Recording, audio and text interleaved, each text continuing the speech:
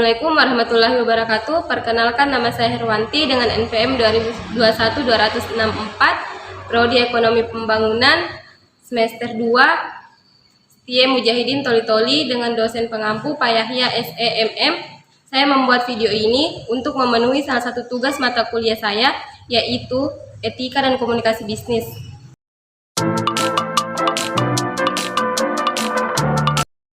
Di video kali ini, saya akan membahas mengenai peran etika dalam bisnis. Mari kita simak beberapa ulasan mengenai materi di atas. Jika mendengar kata etika dalam bisnis, tentu kita berpikir, bagaimana sih peran dan teori etika dalam bisnis itu sendiri?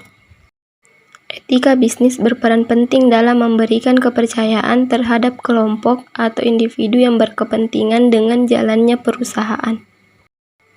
Peran etika dalam bisnis dapat dilihat dari 3 sudut pandang. Mari kita simak penjelasan berikut. 1. Sudut pandang ekonomis.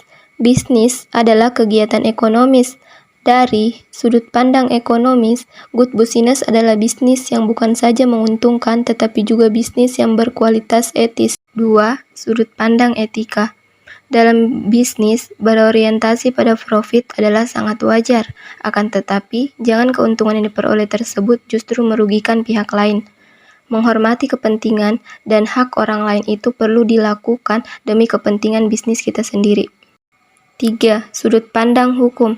Seperti etika, hukum juga merupakan sudut pandang normatif karena menetapkan apa yang harus dilakukan atau tidak boleh dilakukan.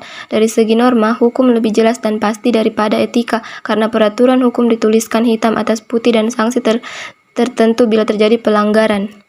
Kemudian kita akan masuk di teori etika dalam bisnis. Teori etika dalam bisnis ada 3, yaitu teori keutamaan, teori hak, dan teori teleologi. Baiklah, kita akan membahas teori pertama, yaitu teori keutamaan. Teori keutamaan adalah tentang keutamaan bagaimana seseorang bersikap, perilaku, atau sikap baik seseorang akan menciptakan watak dan karakter yang baik secara moral juga. 2. Teori hak. Teori hak berbicara mengenai sesuatu yang pantas dan harus dilakukan oleh seseorang individu, sehingga jika dilihat dari segi bisnis, segala keputusan yang diambil perusahaan tidak boleh melanggar hak seseorang. 3. Teori teleologi. Dalam teori ini menganggap bisnis etis adalah yang berhasil menciptakan keseimbangan dengan baik hingga pada tujuan terakhir, sehingga dengan kata lain, teori ini berdasarkan konsep kebaikan.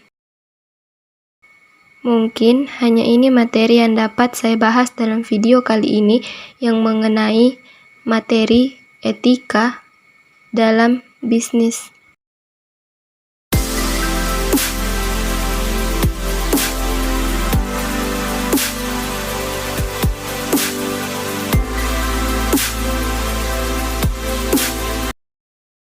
Terima kasih sudah menonton.